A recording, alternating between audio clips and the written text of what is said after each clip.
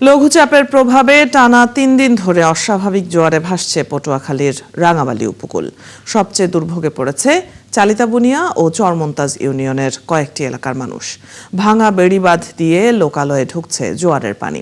রান্না করতে পারছে না অনেক পরিবার, কোথাও ভেসে গেছে পুকুরের মাছ, ভেঙেছে বসতভিটা। বিস্তারিত কামরুল হাসানের প্রতিবেদনে। হু হু করে ভাঙা বেড়িবাঁধ দিয়ে লোকালয়ে ঢুকছে জোয়ারের পানি। মুহূর্তেই তলিয়ে যাচ্ছে বসতভিটা ও রাস্তাঘাট। বুধবার থেকে শুক্রবার টানা ৩ দিন প্রতিটি জোয়ারই এমন চিত্র চালিতাবুনিয়া ও চরমন্তাজের অরক্ষিত এলাকায়। চালিতাবুনিয়ার অরক্ষিত মানুষদেরই একজন রোমন গাজী। ঘরের চারপাশে জোয়ারের পানি। সামনের ছোট্ট পাটাতনে স্ত্রী ফরিদা বেগমকে নিয়ে বসে আছেন। ভাঙনে কয়েকবার ভিটেমাটি হারানোর পর গড়া নতুন ঘরটিও এখন ঝুঁকির মুখে। বাড়িঘর ভাঙছি, এই ৫-৬বার ভাঙ্গা হয়ে গেছে, এই রাস্তা খুলাইছি, আবার ভাঙ্গা লাগবে। আমার বাড়ি আজ ৫বার ভাঙছে, এখন পর্যন্ত কোনো মানুষের কোনো নিরাপত্তা নাই। রোমনের মতো একই দুর্ভোগে রয়েছেন শত শত পরিবার। চালিতাবুনিয়ার গরু ভাঙা, মধ্য চালিতাবুনিয়া, বিবির হলা, চালিতাবুনিয়া বাজার, চীনাবুনিয়া এবং চরমন্তাজের চর আন্ডা সহ নিচু এলাকা প্লাবিত হয়েছে। ব্যারিকেড নাই, কিছু নাই, একটা দালানে যাইতে পারি না। রান্না বান্না করবো, খাইতে পারতেছি না, পোলাপান সব কান্নাকাটি অসুস্থ হয়ে পড়তেছে। পানি উন্নয়ন বোর্ডের তথ্য মতে আগুনমুখা ও রাবনাবাদ নদীর তীরে চালিতাবুনিয়ায় প্রায় ৩ কিলোমিটার এবং বুড়ো গৌরাঙ্গ নদীর তীরে চরান্ডায় প্রায় ৪ কিলোমিটার বেড়িবাঁধ দীর্ঘদিন ভেঙে আছে। প্রশাসন বলছে ক্ষতিগ্রস্ত এলাকার বিষয়টি পানি উন্নয়ন বোর্ডকে জানানো হয়েছে। এসব জায়গার বেশ কিছু বেড়িবাঁধ আগে থেকেই ভাঙা ছিল, তো এগুলো যাতে দ্রুত নির্মাণ করা হয় সে বিষয়ে পানি উন্নয়ন বোর্ডের সাথে কথা হয়েছে, তারা এই বিষয়ে প্রয়োজনীয় পদক্ষেপ গ্রহণ করবে। আর পানি উন্নয়ন বোর্ড জানিয়েছে নতুন প্রকল্পের সমীক্ষা চলছে, অনুমোদন পেলেই স্থায়ী বাঁধ নির্মাণের কাজ শুরু হবে। তবে অরক্ষিত এলাকার মানুষের দাবি, টেকসই বোলকবাঁধ নির্মাণ না হলে দায়সারা সংস্কারে কোনো ফল হবে না। কামরুল হাসান, ৭১, রাঙাবালী, পটুয়াখালী। এদিকে সুস্পষ্ট লঘুচাপের প্রভাবে পটুয়াখালীর কলাপাড়ায় থেমে থেমে বৃষ্টি হচ্ছে। তলিয়ে গেছে নীলগঞ্জ ইউনিয়নের ৭টি গ্রামের বিস্তীর্ণ ফসলের জমি। সেখানকার পরিস্থিতি জানবো এবারে। সহকর্মী মিলন কর্মকার রাজু আমাদের সাথে যুক্ত হচ্ছেন। রাজু, এখনো কি বৃষ্টি হচ্ছে? কতগুলো পরিবার পানিবন্দী হয়ে পড়েছে এবং এই বিষয়টি নিয়ে উপজেলা প্রশাসন কি বলছে?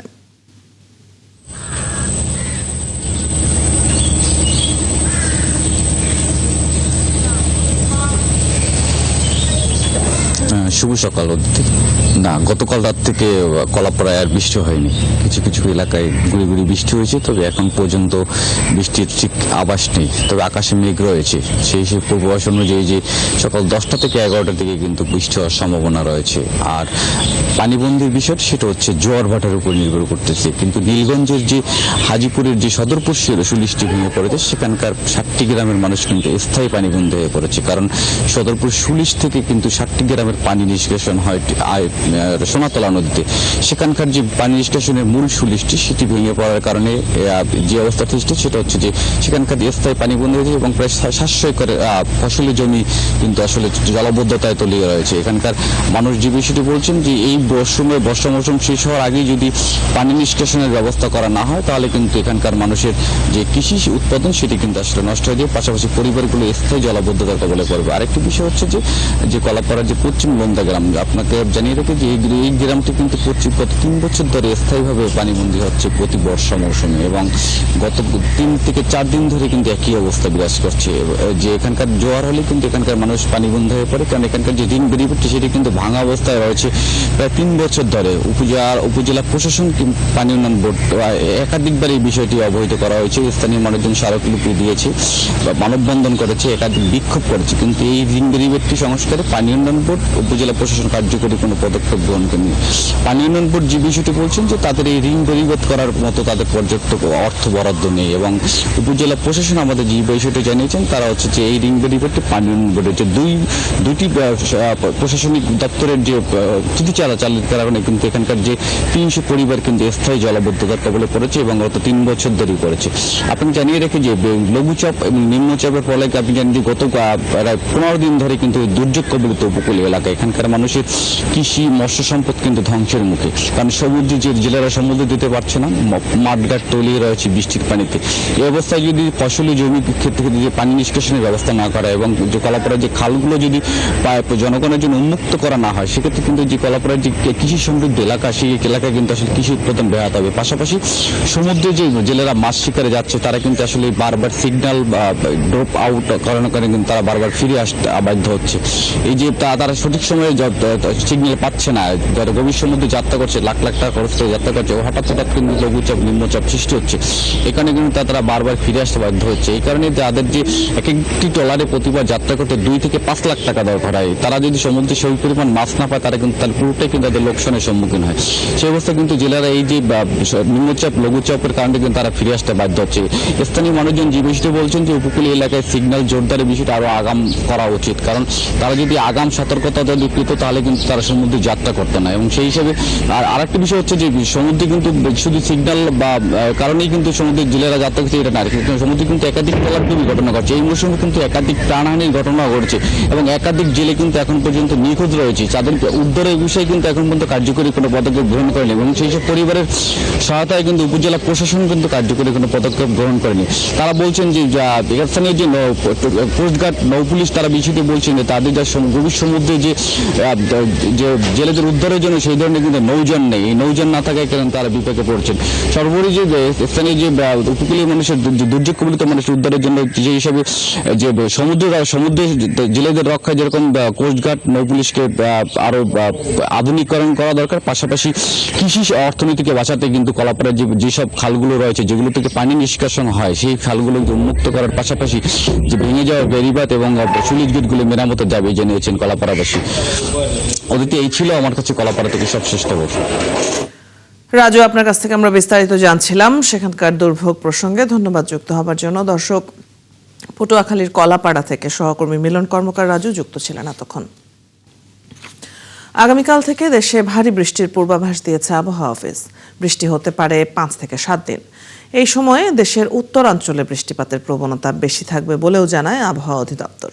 আর বন্যা সতর্কীকরণ কেন্দ্র বলছে ভারী বৃষ্টি ও পাহাড়ি ঢলে নদ নদীর পানি বেড়ে দেশের উত্তরাঞ্চলের জেলা নীলফামারী, লালমনিরহাট, রংপুর, গাইবান্ধায় বন্যা দেখা দিতে পারে। শারমিন নীরার প্রতিবেদন। গেল সপ্তাহে টানা বৃষ্টির পর কয়েকদিনের বিরতি, তবে রবিবার থেকে আবারও টানা বৃষ্টির পূর্বাভাস দিল আবহাওয়া অফিস। শুধু তাই নয়, এই সময় দেশের উত্তরাঞ্চলে বৃষ্টির তীব্রতা বেশি থাকবে, যা অন্তত 5 থেকে 7 দিন অব্যাহত থাকতে পারে পূর্বাভাস আবহাওয়া অফিসের। রবিবারের পর থেকে সারা দেশে বৃষ্টিপাতের অঞ্চল বেড়ে যাবে বা বৃষ্টিপাতের তীব্রতা এবং অঞ্চল সবকিছু বেড়ে যাবে, তবে উত্তরাঞ্চলে বৃষ্টিপাতের আধিক্যটা বেশি থাকবে। আর গত 15 তারিখে 15 তারিখে বঙ্গোপসাগরে উত্তর পশ্চিম বঙ্গোপসাগরে একটা লঘুচাপ তৈরি হয়েছে। এই লঘুচাপের প্রভাবে উত্তর বঙ্গোপসাগর এলাকায় ঝড়ো হওয়ার সম্ভাবনা রয়েছে। টানা বৃষ্টিতে বন্যা পরিস্থিতির কিছুটা অবনতি হতে পারে এমন শঙ্কার কথা বলছে অধিদপ্তর। সবচেয়ে কম বৃষ্টি হয়েছে আপনার রংপুর বিভাগে, রংপুরে। শুধু তাই নয়, বন্যার সতর্কীকরণ কেন্দ্র মনে করছে ভারী বৃষ্টিতে তিস্তা, ধরলা ও দুধকুমার নদীর পানি বেড়ে নীলফামারী, লালমনিরহাট, রংপুর, গাইবান্ধা জেলার কিছু অংশ প্লাবিত হতে পারে। সেসব জায়গায় আমরা একটা বন্যা সতর্কতা রেখেছি এবং তিস্তা নদীর হয়তো নদীর সংলগ্ন নিম্নাঞ্চল যেগুলো রয়েছে সেগুলো হয়তো প্লাবিত হয়ে আগামী 3 দিনের মধ্যে একটা স্বল্পমেয়াদী বন্যা পরিস্থিতির আশঙ্কা হতে পারে। বর্তমানে সিলেট ও সুনামগঞ্জের 2 অংশে নদীর পানি বিপদসীমার উপর দিয়ে বইছে, তবে পার্বত্য অঞ্চলের বন্যা পরিস্থিতি উন্নতির দিকে বলছেন এই কর্মকর্তা। পানি হ্রাস পাচ্ছে এবং আগামী কিছুদিনের মধ্যে আমরা সেখানে ভারী বৃষ্টিপাতের সম্ভাবনা দেখছি না। শারমিন নীরা, 71, ঢাকা। টানা বৃষ্টি ও অস্বাভাবিক জোয়ারের পানিতে ভোলার বিচ্ছিন্ন দ্বীপ উপজেলা মনপুরার বিস্তীর্ণ এলাকা পানির নিচে রয়েছে। পানিবন্দী হয়ে পড়েছেন অন্তত 10,000 মানুষ। সেখানকার বিস্তারিত জানাতে যুক্ত হচ্ছেন সহকর্মী কামরুল ইসলাম। কামরুল, নদীর পানি এবং সেখানকার আবহাওয়ার পরিস্থিতি কেমন দেখছেন জানাবেন। পানিবন্দী মানুষ যারা ছিলেন তাদেরকে কি আশ্রয় কেন্দ্রে নেওয়া হয়েছে কিনা, উপজেলা প্রশাসন কি বলছে এ বিষয়ে?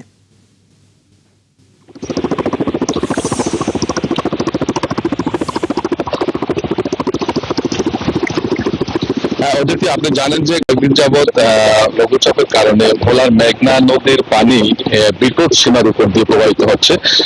আমরা যেমনটি জেনেছি যে পানি উন্নয়ন বোর্ড থেকে গত কয়েকদিন যাবৎ ভোলার মেঘনা নদীর পানি 47 সেন্টিমিটার উপর দিয়ে মেঘনা নদীর পানি প্রবাহিত হচ্ছে। সে কারণে এখানকার যে বেড়িবাঁধের বাইরে যেসব জনপদ রয়েছে সেখানে কিন্তু কয়েক ফুট পানি প্রভাবিত হয়েছে। যে জোয়ারের পানি বৃদ্ধির কারণে সেখানকার যে মানুষ রয়েছে তারা কিন্তু অনেক দুর্ভোগে রয়েছে। আমরা যেমনটি বলছিলাম যে এখানে বিশেষ করে সবচেয়ে বেশি দুর্ভোগে রয়েছে ভোলার বিচ্ছিন্ন দ্বীপ মনপুরার মানুষ। কারণ ভোলার তজুমউদ্দিন ও মনপুরার মেঘনার পানি 100 সেন্টিমিটার উপর দিয়ে বিপদসীমার উপর দিয়ে প্রবাহিত হচ্ছে। তাই মনপুরা উপজেলার মনপুরা ইউনিয়নের 8 নং ওয়ার্ডের 60 কলোনির প্রায় কয়েক হাজার বাসিন্দা সবচেয়ে বেশি দুর্ভোগে রয়েছে। সকাল বিকাল তারা কিন্তু দুবেলা কিন্তু পানির এর ভিতরে থাকতে হচ্ছে, কারণ জোয়ার সকাল বিকাল দুবেলাই জোয়ার আসছে তাদের যে ঘর বাড়ি রয়েছে সবকিছু কিন্তু ডুবে যায় এবং ঘরের চালের কাছাকাছি পর্যন্ত জোয়ারের পানি চলে আসে। সেই কারণে তারা বেড়িবাঁধের উপরে আশ্রয় নিয়ে থাকে। তবে এইসব পানিবন্দী মানুষের কাছে এখন পর্যন্ত বড় ধরনের কোনো সহযোগিতা কিন্তু হাত বাড়াতে কাউকে দেখা যায়নি। তবে উপজেলা নির্বাহী কর্মকর্তা আবু মুসা জানান যে মনপুরা উপজেলার যে নির্বাহী কর্মকর্তা রয়েছেন আবু মুসা জানান যে প্রশাসনের পক্ষ থেকে তাদেরকে শুকনো খাবার বিতরণ করা হয়েছে, কিন্তু আসলে এই যে কয়েকদিন যাবত তারা এই পানিবন্দী অবস্থা রয়েছেন তাদেরকে শুধু শুকনো খাবার দিলে কিন্তু তারা আসলে তেমন তাদের কোনো কাজে আসে না, কারণ তাদের রান্না বান্না সবকিছু কিন্তু করতে পারতেছে না। তাদেরকে আরো সহযোগিতার হাত বাড়ানোর দাবি তাদের রয়েছে। এছাড়া মেঘনা পানি বৃদ্ধির কারণে ভোলার যে আপনি জানেন যে ফেরি চলাচল কিছুটা কিন্তু বিলম্ব হচ্ছে, কারণ জোয়ারের পানিতে কিন্তু এখানকার যে ফেরিঘাটের যে গাড়ি ওঠার জন্য যে জায়গা রয়েছে সেটা কিন্তু জোয়ারের পানিতে ডুবে যায়। সেই কারণে কিন্তু এখানকার ফেরি ওঠানামা কিন্তু অনেক ঘন্টার পর ঘন্টা সময় লাগতেছে। এছাড়া আপনাকে জানিয়েছি যে গত কয়েকদিন যাবত এই মেঘনার পানি বৃদ্ধি পাওয়া এবং কামরুল, আমরা ভোলার পরিস্থিতি এবং মনপুরার খবর আপনার কাছ থেকে জেনে নিচ্ছিলাম। ধন্যবাদ সবশেষ তথ্যগুলো আমাদেরকে জানিয়ে দেওয়ার জন্য। দর্শক, সহকর্মী কামরুল ইসলাম আমাদের সাথে যুক্ত ছিলেন এতক্ষণ। চট্টগ্রামে এবারের বন্যায় ক্ষতিগ্রস্ত হয়েছে 15,000-এর বেশি ঘরবাড়ি। সবচেয়ে বেশি ক্ষতিগ্রস্ত হয়েছে দক্ষিণ চট্টগ্রামের বাঁশখালী, সাতকানিয়া, চান্দনাইশ এলাকার বাসিন্দারা।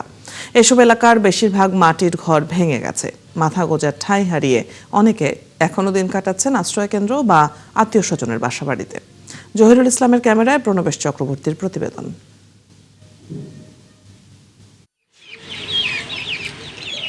বন্যায় ধসে গেছে একপাশের মাটির দেয়াল। ঘরের ভেতর এখনো পানি, কাদা আর পলি মাখামাখি। ছড়িয়ে ছিটিয়ে আছে নষ্ট হওয়া আসবাবপত্র। পরিবেশ না থাকলেও এর মধ্যেই বাধ্য হয়ে পরিবার নিয়ে থাকছেন বাঁশখালীর বাহারছড়া ইউনিয়নের দক্ষিণ ইলশা গ্রামের নার্সারি ব্যবসায়ী নুরুল আলম। ভাঙা ঘরের অবস্থা দেখাতে গিয়ে কান্নায় ভেঙে পড়েন নুরুলের স্ত্রী কোহিনুর আক্তার। বন্যায় আয়ের একমাত্র সংস্থান নার্সারিও ক্ষতিগ্রস্ত। 8-10 দিন লতি মানেলে পড়ুত কোন ঘুম জানারে রাতিও ঘুম না দিনে তো ঘুম নেই। এটা বাসি ডর গলি নেরে রাব গলি দে তোর ডাবল পরে গিয়ে কই পড়ুত দূরে না দর না বাসি এলে পড়ুন না যাচ্ছিল ওই দে তো বেঞ্চি দিলি কিছু দিলে খাই নলে বাজে বলো ইয়ে দূরবাদে করো দূরবাদে বইতে আল তোমার আগে আর ওই বেলা বাজে কিছু নাই বাবা। আর নার্সারি আর কিচ্ছু না বাজে কয়েকখান সারা আছে প্রায় 2 লক্ষ টাকার মতো আর নার্সারি গেছে গো বাবা। এবারের বন্যায় বাহারছড়া ইউনিয়নের বেশিরভাগ মাটির ঘরই ভেঙে গেছে। একই রকম অবস্থা বাঁশখালী, সাতকানিয়া, চন্দনাইশ উপজেলার হাজারো পরিবারে। কারো কাছে হাত পাতি পারছি না, আর ত্রাণ যাগুলো আছে এইগুলি এদিকে চলে যায়। বেড়ার গছ যারা আছে তারারও অনর প্রায় 10-15 দিন ধরে অনরিতার চকুত গুমুদ্দ নাই। বাড়ি ডুবে গেছে, মাটি গছ যেটা আছে এটা সব মানে ব্যাংকের জোরে মানে নষ্ট হয়ে গেছে। জেলা প্রশাসনের প্রাথমিক হিসাবে চট্টগ্রামে বন্যায় ক্ষতিগ্রস্ত হয়েছে 15,000-এর বেশি ঘরবাড়ি। এর মধ্যে সবচেয়ে বেশি ক্ষতি হয়েছে দক্ষিণ চট্টগ্রামের উপজেলাগুলো। গদ্দর বাগে গই ডাবল ডাবল ফরে গিয়ে গই মাকে যাচ্ছে হেরা বাজে জামাইয়ে নেই বাজে ফোয়াশা লয়ে পাকা বাড়ি যাদের আছে ওই 10 ঘরের মানুষ পাকা বাড়ি এক ঘরে যাইয়া থাকতেছে। খুব কষ্ট হয়ে আছি ভাই, আর এটা পারি নিয়ে দিন হারাই দিই। জেলা প্রশাসনের কর্মকর্তারা জানান, ক্ষতিগ্রস্ত পরিবারগুলোর তালিকা ও ক্ষয়ক্ষতির পরিমাণ নির্ধারণ করা হচ্ছে। এরপর তাদের পুনর্বাসনের ব্যবস্থা করা হবে।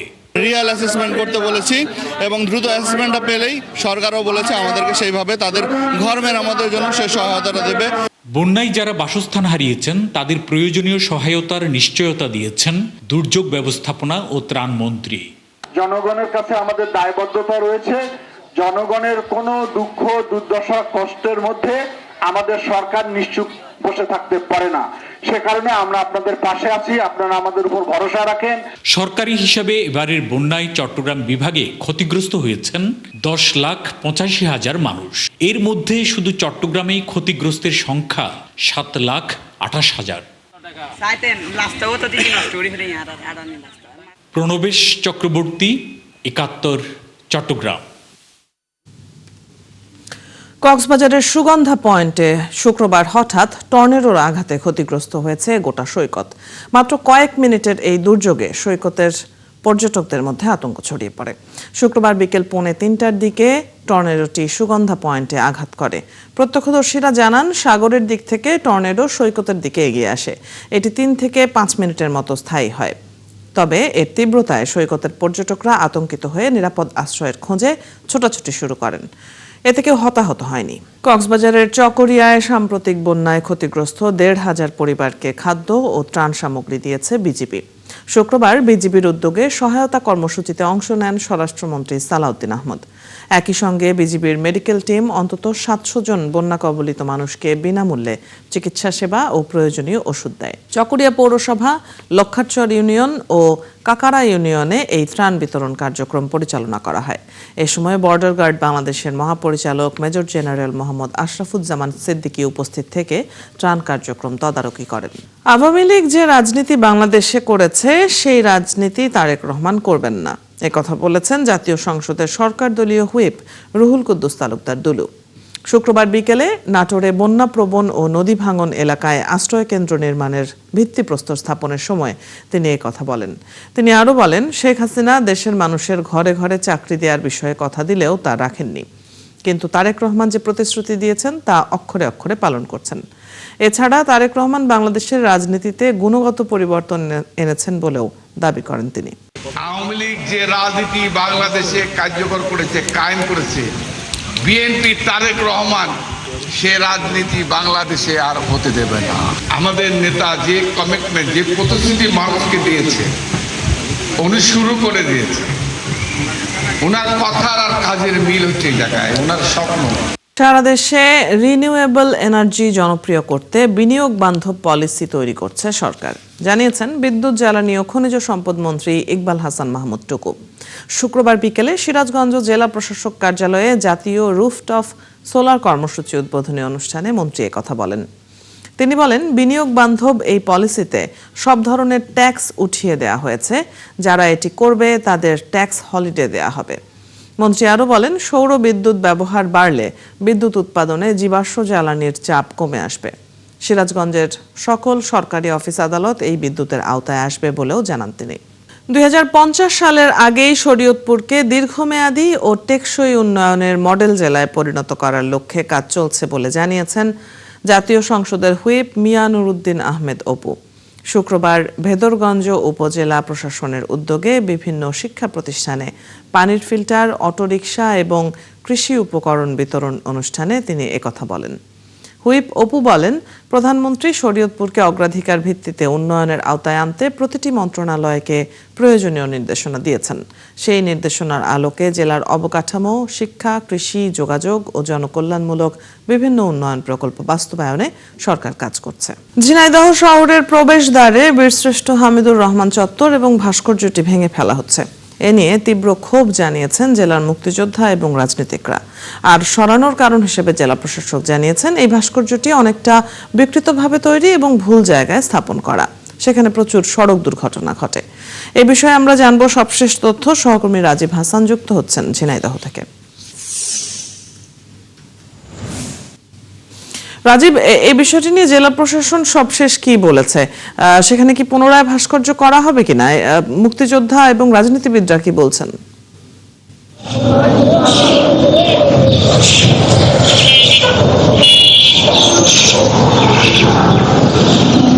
অদিতি, আমি এখন ঝিনাইদহ প্রবেশদ্বার ঝিনাইদহ বাস টার্মিনাল সংলগ্ন বীরশ্রেষ্ঠ হামিদুর রহমানের ভাস্কর্যের সামনে দাঁড়িয়ে আছি। এই ভাস্কর্য নিয়ে ঝিনাইদহ জেলা জুড়ে কিন্তু ব্যাপক আলোচনা, সমালোচনা এবং তোলপাড়, ক্ষোভ সবকিছু শুরু হয়েছে। আপনি জানেন অদিতি, এখন যে সর্বশেষ ঝিনাইদহ জেলা প্রশাসকের সাথে কথা বলেছি, ঝিনাইদহ জেলা প্রশাসক জানিয়েছেন যে জুলাই গণ অভ্যুত্থানের সময় দুবার হামলার শিকার হয়েছে এবং 2019 সালে পৌরসভা কর্তৃক যে এই বীরশ্রেষ্ঠ হামিদুর রহমানের ভাস্কর্য নির্মাণ করা হয়, সেই নির্মাণে কিন্তু অসম্পূর্ণ ছিল, থাকার কারণে তারা এটি অপসারণের কাজ শুরু করে। তবে যেহেতু এটা নিয়ে সমালোচনা হচ্ছে, সেক্ষেত্রে অপসারণের কাজ আপাতত স্থগিত রাখার কথা জানানো হয়েছে এবং জেলা প্রশাসক যেটি জানিয়েছেন অদিতিকে নতুন করে তারা পুনর্নির্মাণ, অর্থাৎ এখানে অথবা চুয়াডাঙ্গা বাস স্ট্যান্ড অথবা যে কোনো গুরুত্বপূর্ণ স্থানে তারা নতুন করে ভাস্কর্য নির্মাণ করবেন এমনটি জানিয়েছেন। আর আমি রাজনৈতিক দলের সাথে কথা বলেছি। ঝিনাইদহ জেলা বিএনপি সভাপতি তিনি জানিয়েছেন যে এই ভাস্কর্যতে থাকার কারণে কিন্তু শহরের গুরুত্বপূর্ণ যানবাহন চলাচল করতে সমস্যা হচ্ছিল এবং ছোটখাটো অনেক সড়ক দুর্ঘটনার মতো ঘটনা ঘটেছে এর আগে ইতিপূর্বে। যার কারণে তারা বলছেন যে গত 2 বছর আগে যে রেগুলেশন করা হয়েছিল অপসারণের করার বিষয়ে, সেটি কাজ করা হচ্ছে এবং তারা বলছেন যে জেলা পরিষদের পক্ষ থেকে কিন্তু নতুন করে এই বীরশ্রেষ্ঠ হামিদুর রহমানের ভাস্কর্য নির্মাণ করা হবে এবং শহরের যে কোনো গুরুত্বপূর্ণ স্থানে নতুন করে নতুন আঙ্গিকে করা হবে। তাহলে কিন্তু যে এখন জেলা জুড়ে সারা দেশ জুড়ে যে তোলপাড় সৃষ্টি হয়েছে, সমালোচনা চলেছে, সেই সমালোচনা কিন্তু যে তার জবাব দিয়েছেন। আর এর আগে কিন্তু আজকে থেকে যে আমরা দেখতে পাচ্ছি এখনো কিন্তু শ্রমিকরা আসেনি, কিন্তু কাজ আসলে বন্ধ রাখা হয়েছে কিনা বা কাজ চলবে বা অপসারণ করবে কিনা সেটি আসলে কিন্তু এখন পর্যন্ত বলা যাচ্ছে না। অদিতি, আপনাকে জানিয়ে রাখি যে প্রায় 32 লাখ টাকা বাজেটে এই ভাস্কর্য নির্মাণ করা হয়েছিল, কিন্তু ভাস্কর্যটি অসম্পূর্ণ থাকার কারণেই এই ভাস্কর্যটি পরিপূর্ণ রূপ থেকে বঞ্চিত হয়েছিল জেলার মানুষ। কিন্তু এখন যেটি সমস্যা হচ্ছে যে বিশিষ্ট হামিদুর রহমানের পরিবার দাবি করছে যে ইতিহাস থেকে নাম মুছে ফেলার জন্য কিন্তু ষড়যন্ত্র করা হচ্ছে এবং এই বীরের এই যে সম্পদ যেখানে যে দীর্ঘদিন ধরে রয়েছে, তারা উদ্বোধনের সময় ছিলেন, এখন যদি এটা অপসারণ করা হয় তাদেরকে না জানিয়ে এবং নতুন করে পুনর্নির্মাণ না করা হয়, সেক্ষেত্রে আসলে এই বিশিষ্ট হামিদুর রহমানের ইতিহাস মুছে ফেলার একটা ষড়যন্ত্র বলে তারা মনে করছেন। অদিতি, ধন্যবাদ রাজীব আপনার কাছ থেকে। চট্টগ্রাম বন্দরের কাস্টমস সার্ভারে হ্যাকারদের অনুপ্রবেশ, জাল কাগজপত্র তৈরি এবং মিথ্যা ঘোষণার মাধ্যমে শুল্ক ফাঁকি দিয়ে বিদেশি মদ ও সিগারেট খালাসের চেষ্টার ঘটনায় শেখ সেজান নামে এক হ্যাকার গ্রেপ্তার হয়েছে। শুক্রবার নগরীর দামপাড়ায় সিএমপির মিডিয়া সেন্টারে সংবাদ সম্মেলনে পুলিশ জানায়, শেখ সেজান এনবিআর এর আওতাধীন চট্টগ্রাম কাস্টমসের সফটওয়্যার হ্যাক করে অবৈধভাবে প্রবেশ করে পাসওয়ার্ড পরিবর্তন এবং এলসি রেজিস্ট্রেশন ও ওপেন সহ বিভিন্ন কার্যক্রমে জড়িত ছিলেন। এছাড়া চক্রটি চীন থেকে বন্ড সুবিধায় ফেব্রিক্স আমদানির ভুয়া ঘোষণা দিয়ে একটি কন্টেইনারে 11,676 লিটার বিদেশি মদ এবং আরেকটি কন্টেইনারে 5 লাখ শলাকা বিদেশি সিগারেট আমদানির চেষ্টা করে। এতে সরকারের 10 থেকে 12 কোটি টাকার রাজস্ব ফাঁকির অপচেষ্টা হয়েছে। নেপালে পালানোর সময় ঢাকা হযরত শাহজালাল আন্তর্জাতিক বিমানবন্দর থেকে তাকে আটক করা হয়। সে ইন্টারমিডিয়েট পাস, সে প্রথম ওই জন্ম নিবন্ধনের বলে যে জন্ম নিবন্ধন করে দিব, এটা দিব, সেটা দেবো, এগুলো একটা দিয়ে করতো। সে আস্তে আস্তে এই জন্ম নিবন্ধনের মানুষকে জন্ম নিবন্ধন পাইয়ে দেওয়ার নামে সে আস্তে আস্তে এই জিনিসটাকে তার আয়ত্তে এনেছে। কীভাবে বিভিন্ন জনের সার্ভারে ঢোকা যায়, ওয়েবসাইটে ঢোকা যায়, সেগুলোও সে রপ্ত করেছে। নরসিংদীতে পারিবারিক বিরোধে 2 মাস বয়সী এক শিশুর পা মুচড়ে অমানবিক নির্যাতনের ঘটনায় অভিযুক্ত সেই চাচি ফারজানা আক্তার লতা বেগমকে গ্রেপ্তার করেছে র্যাব 11। শুক্রবার নারায়ণগঞ্জের রূপগঞ্জ থেকে আলোচিত এই মামলার প্রধান আসামিকে গ্রেপ্তার করা হয়। র্যাব 11 নরসিংদীর ক্যাম্প কমান্ডার আরিফুল ইসলাম জানান, তথ্য প্রযুক্তির সহায়তায় আত্মগোপনে থাকা লতা বেগমের অবস্থান নিশ্চিত হয়ে রূপগঞ্জ এলাকায় বিশেষ অভিযান চালিয়ে তাকে গ্রেপ্তার করা হয়। প্রাথমিক জিজ্ঞাসাবাদ শেষে পরবর্তী আইনানুগ ব্যবস্থা গ্রহণের জন্য তাকে মাধবদী থানায় হস্তান্তর করা হবে। বান্দরবানের থানচি সীমান্ত দিয়ে বাংলাদেশে অনুপ্রবেশের অভিযোগে মিয়ানমারের 2 নারী ও তাদের এক বাংলাদেশি সহযোগীকে আটক করে পুলিশের কাছে হস্তান্তর করেছে বর্ডার গার্ড বাংলাদেশ। বৃহস্পতিবার রাতে আটক 3 জন হলেন মিয়ানমারের মংরু উপজেলার মাতুনজং, মাতুনয়াং এবং তাদের বাংলাদেশি সহযোগী থানচি সদর ইউনিয়নের বাসিন্দা মুইমরো। তিনি ইউনিয়ন পরিষদ চেয়ারম্যান অংপ্রু মুরোর ছোট ভাই। থানচি থানার ভারপ্রাপ্ত কর্মকর্তা কানন সরকার বলেন, 3 জনকেই জেলা কারাগারে পাঠানো হয়েছে। টানা বৃষ্টিতে মানিকগঞ্জের মরিচ ক্ষেত ডুবে গেছে। এতে লোকসানে পড়েছেন বহু মরিচ চাষি। এরই মধ্যে বাজারে এর প্রভাব পড়তে শুরু করেছে। কৃষি কর্মকর্তারা বলছেন, ক্ষতির পরিমাণ নির্ধারণ করে কৃষকদের প্রণোদনা দেওয়ার সুপারিশ করা হয়েছে। আমরা মরিচের বাজার নিয়ে জানব। সহকর্মী মনিরুল ইসলাম মিহির মানিকগঞ্জ থেকে যুক্ত হচ্ছেন আমাদের সাথে। মিহির, বর্তমানে মরিচ ক্ষেতগুলোর অবস্থা কেমন এবং বাজার দর ঊর্ধ্বগতির বিষয়ে কৃষকরা কি বলছেন?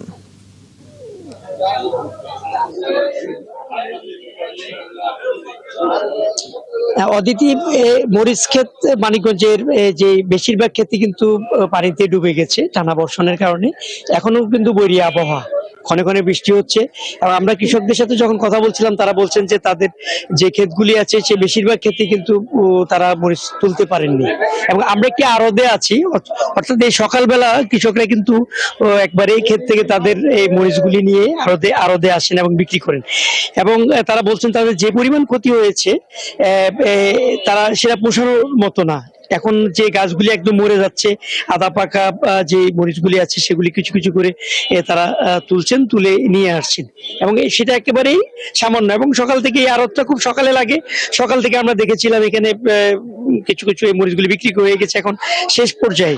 তবে এই যে যারা একেবারেই প্রান্তিক কৃষক তারা আছেন, তাদের সাথে আমরা একটু কথা বলি যে তারা তাদের যে মরিচের ক্ষতি, কি পরিমাণ ক্ষতি হয়েছে। আমরা একটু আপনার সাথে কথা বলি। আসলে তো মরিচ ক্ষেত বৃষ্টিতে নষ্ট হয়ে গেছে, কি অবস্থা হয়েছে? আপনি কি পরিমাণ জমিতে করেছিলেন আর কি অবস্থা? মোটামুটি 3.5 বিঘা 4 বিঘা জমি চাষ করছি।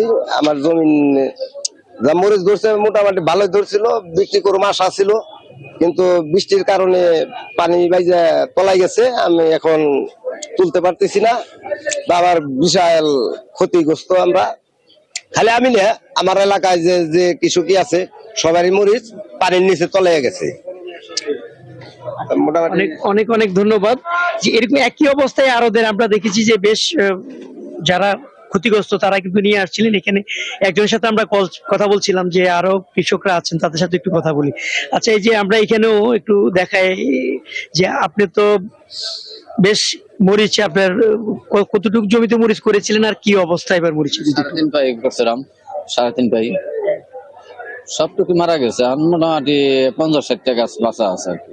এখন আমার কিনা আর কি।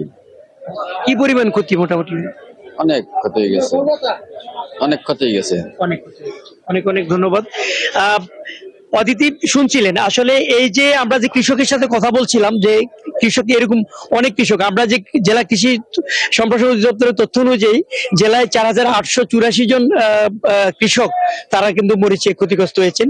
এবং এই ক্ষতির পরিমাণ বলছেন যে কৃষি কর্মকর্তারা সবজি মিলিয়ে তাদের 3,13,00,000 টাকার সবজিতে ক্ষতি হয়েছে। শুধুমাত্র মরিচে ক্ষতি হয়েছে তারা বলছেন যে পরিমাণ, সেটি তারা একটা প্রণোদনা দেওয়ার চেষ্টা করছেন। তারা বলছেন যে ক্ষতি নিরূপণ করে তার পরবর্তীতে যেই কৃষকরা ক্ষতিগ্রস্ত তাদেরকে এক ধরনের একটা সুবিধাও দেওয়া হবে। তো এইভাবে এলসির মরিচ যদি না আসে বাজারে, কিন্তু এর প্রভাব আরো পড়ে যাবে। অর্থাৎ আমরা যে পরিমাণ দাম দেখেছিলাম এখন কিন্তু ডাবল দামে মরিচ বিক্রি হচ্ছে। কিন্তু যে ভারতীয় বা বিভিন্ন অন্যান্য জায়গা থেকে যে মরিচগুলি আসছে সেগুলির কারণে এখানে মোটামুটি একটা মরিচের। মিহির, আমরা মানিকগঞ্জের মরিচ চাষিদের খবর জানছিলাম আপনার মাধ্যমে। ধন্যবাদ সবশেষ তথ্য জানিয়ে দেওয়ার জন্য। দর্শক, মানিকগঞ্জ থেকে সহকর্মী মনিরুল ইসলাম মিহির আমাদের সাথে যুক্ত ছিলেন এতক্ষণ। টানা বৃষ্টির প্রভাবে চট্টগ্রামের বাজারে সব ধরনের সবজি, মাছ, মুরগি, ডিম ও পেঁয়াজের দাম বেড়েছে। সরবরাহ কমের অজুহাত দিচ্ছেন খুচরা ব্যবসায়ীরা। আর এতে সবচেয়ে বিপাকে পড়েছেন কম ও মধ্য আয়ের মানুষ। আরো জানাচ্ছেন রাজীব বড়ুয়া। কয়েকদিনের টানা বৃষ্টির পর চট্টগ্রামের বিভিন্ন কাঁচা বাজারে বেড়েছে নিত্য প্রয়োজনীয় পণ্যের দাম। সব ধরনের সবজির দাম কেজি প্রতি বেড়েছে 40 থেকে 50 টাকা। বাজারে প্রতি কেজি বরবটি বিক্রি হচ্ছে 160 টাকা, ঝিঙ্গা 140, করলা 160, টমেটো 140 এবং পটল 80 টাকায়। বিক্রেতাদের দাবি, অতিবৃষ্টির কারণে বিভিন্ন এলাকা থেকে সবজির সরবরাহ কমে গেছে। এতে পাইকারি বাজারেই দাম বেড়েছে, আর এর প্রভাব পড়েছে খুচরা বাজারে। এখন বাজার হলো যার যেমন ইচ্ছে তেমন বাজারে উচ্চ হারে বাজারের দাম, সেটা পণ্যের দাম নিয়ে নিচ্ছে। তরি তরকারির দাম এমন যে নাগালের বাইরে। সবগুলা গত সপ্তাহের থেকে এই সপ্তাহে 40 থেকে 50 টাকা সবগুলা বাড়তি। প্রচুর চাপ, এটা মধ্য ক্লাস যারা মিডিয়াম ক্লাসের মানুষ ওদের জন্য অনেক চাপ। শুধু সবজি নয়, বেড়েছে প্রাণীজ আমিষের দামও। গত সপ্তাহের তুলনায় ব্রয়লার মুরগি কেজিতে 20 টাকা বেড়ে 180 টাকা এবং দেশি মুরগি 30 টাকা বেড়ে 680 টাকায় বিক্রি হচ্ছে। প্রতি ডজন ডিমের দাম 10 টাকা বেড়ে হয়েছে 130 টাকা। গরুর মাংস বিক্রি হচ্ছে 850 থেকে 1000 টাকায়। আজকে আপনার রান্না মাংস হচ্ছে 1000 টাকা, আর হাটে আর মাংস 800 850 ভিতর বিক্রি হচ্ছে। সোনালী মুরগি 340-50, সোনালী মুরগির রেট ঠিক আছে।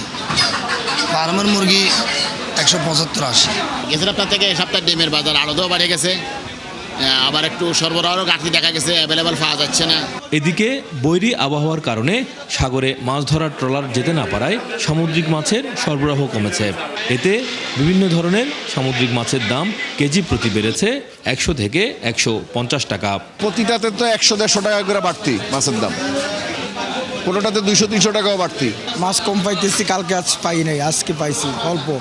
আদা ও রসুন 140 টাকা কেজিতে বিক্রি হলেও পেঁয়াজের দাম 10 টাকা বেড়ে দাঁড়িয়েছে 50 টাকায়। পেঁয়াজ গত সপ্তাহে ছিল 35 থেকে 40 টাকা, এই সপ্তাহে এটা 45 টাকা, আপনার 50 টাকার মধ্যে ভালো মানের পেঁয়াজগুলো। পুরানগুলো চাউল একটু বাড়তেছে, আর বিশেষ করে চিনিগুলো চাউলটা মানে গোড়ার দৌড়ের মতো দুধতেছে। এটা ব্যবসায়ীরা বলছেন, আবহাওয়া স্বাভাবিক হলে সরবরাহ বাড়লে দামও কমে যাবে।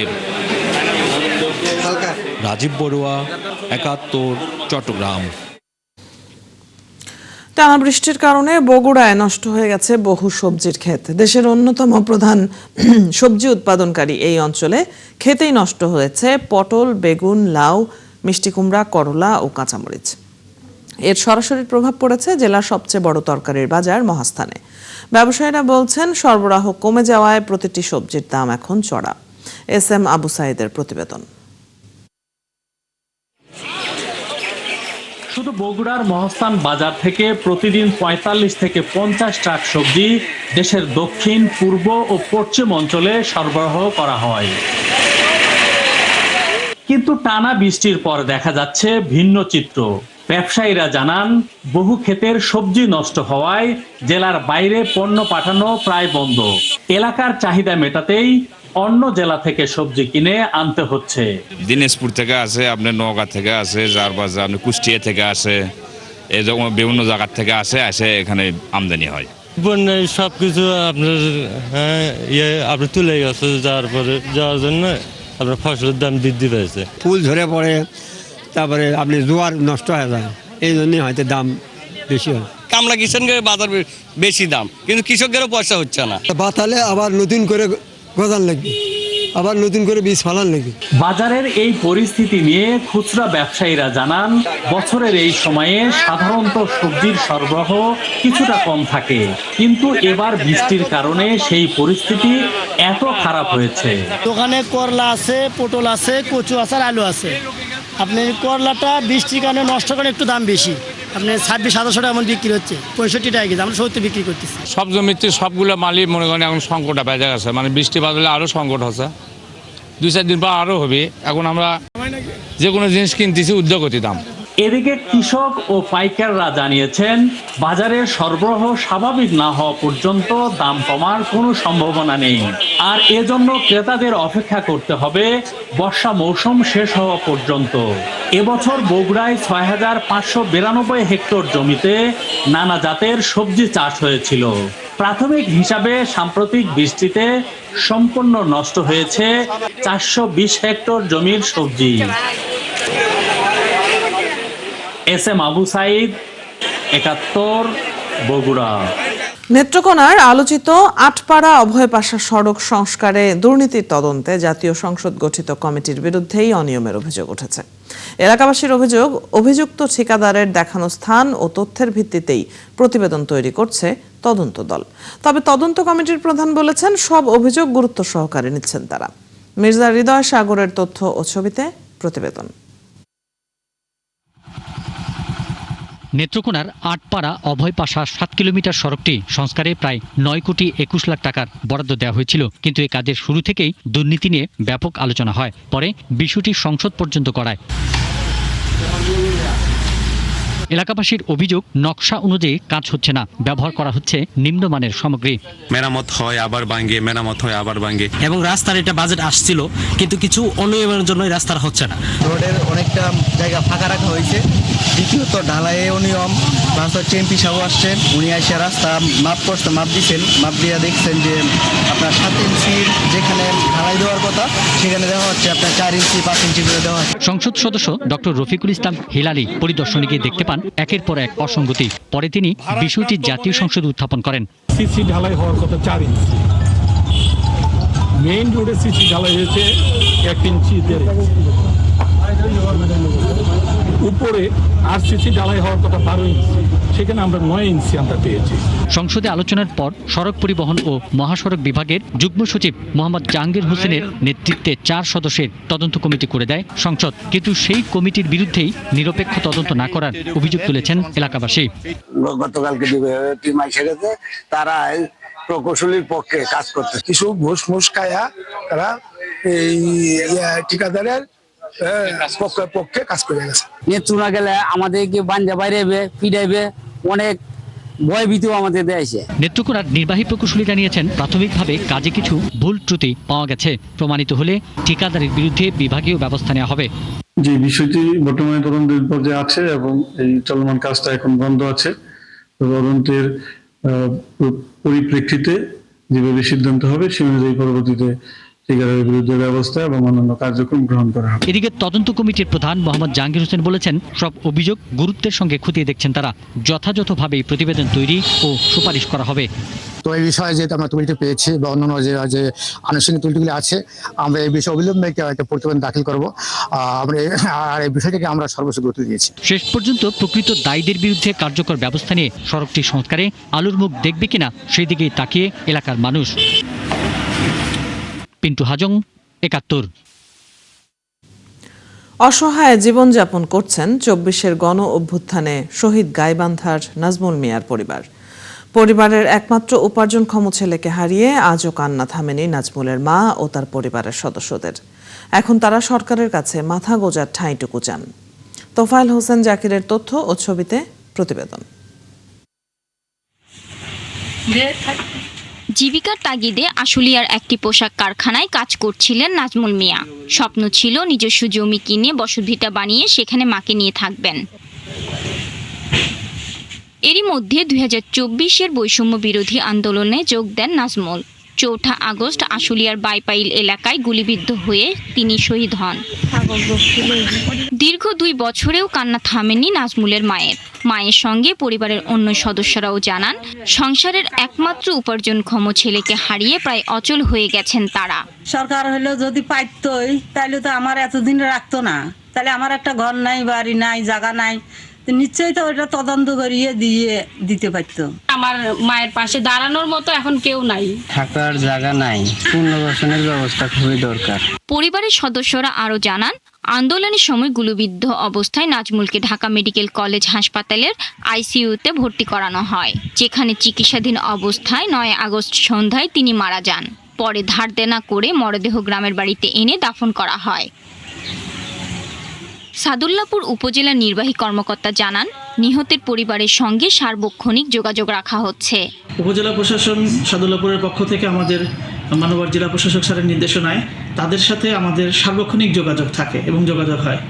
পবিত্র ঈদুল ফিতর, ঈদুল আজহা, এই ধরনের যে আনন্দঘন ও উৎসবমুখর পরিবেশ থাকে, সেখানে জেলা প্রশাসনের পক্ষ থেকে আমাদের মাননীয় জেলা প্রশাসক স্যার তার জন্য শুভেচ্ছা উপহার, এবং প্রতিবার আমাদের উপজেলা প্রশাসনের পক্ষ থেকে আমি নিজে ব্যক্তিগতভাবে তাদের কাছে শুভেচ্ছা উপহার পৌঁছেছি।